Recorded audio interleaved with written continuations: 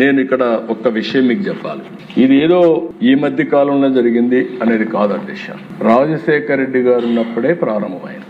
రాజశేఖర రెడ్డి గారు ఉన్నప్పుడు అధ్యక్ష ఇది 7 కొండలు కాదు 2 కొండలని ఉత్తర్వులు ఇచ్చాడు. ఆ ఉత్తర్వు కూడా 338 జీవో ఇచ్చాడు.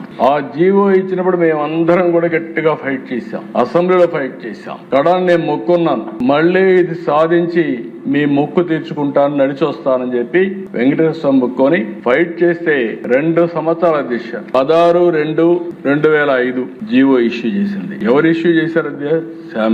శామ్యూల్ అధ్యక్ష ఆ రోజు ప్రిన్సిపల్ సెక్రటరీ పంచాయతీరాజ్.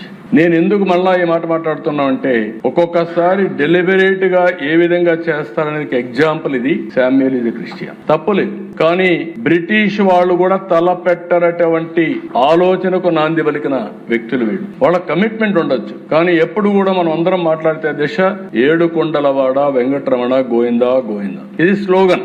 7 కొండలు ఆయన విన్నది మనందరి యొక్క మనోగతమే కాదు, అందరం కూడా అదే స్లోగన్ కింద వెళ్ళాం. అలాంటిది 2 కొండలు అని చెప్పి ఇచ్చి 2 ఏళ్లు దేశం అంతా ఆందోళన జరిగితే మళ్ళా రివైజ్ చేసి ఇచ్చారు. ఇప్పుడు ఆ పార్టీ మాట్లాడుతున్నారు, వాళ్ళు రివైజ్ చేసి దివ్యక్షేత్రం చేస్తే నేను అపోజ్ చేశానంట.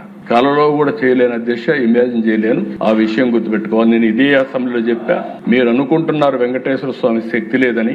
ఎవరైనా ఆయనకు అపచారం తలపెడితే నెక్స్ట్ జన్మ కాదు, ఈ జన్మలోనే మీరు పనిష్మెంట్ తీసుకుంటారనేది నా ప్రగాఢ విశ్వాసం. అది జరుగుతుందని చెప్పి కూడా నేను మీకు తెలియజేస్తాను. అలాంటి పవర్ఫుల్ డైటే అధ్యక్ష.